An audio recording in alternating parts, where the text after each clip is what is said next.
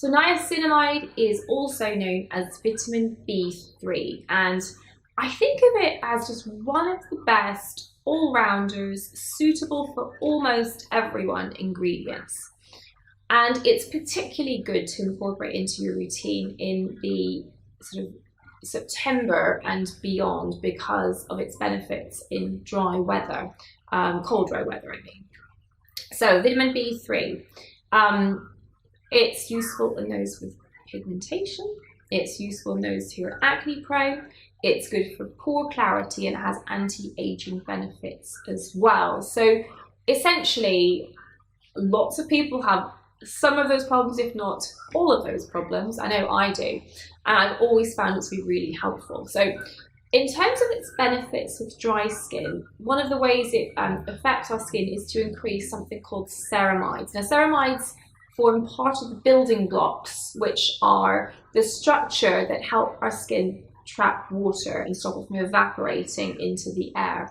Now, this is particularly of a concern in winter when air is cold and dry, so there's very low humidity, and if you're indoors, usually the central heating is on, so again, the air is still dry.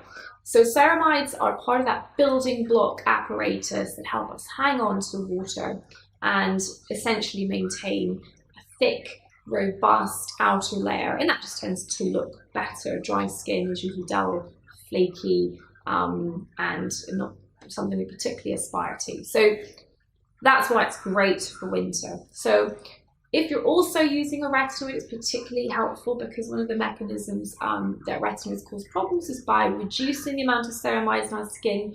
So you can pre-treat with niacinamide if you're particularly prone to dryness, and that can be a great way to help you dry skin gals get used to using your retinoids, is to use niacinamide in parallel.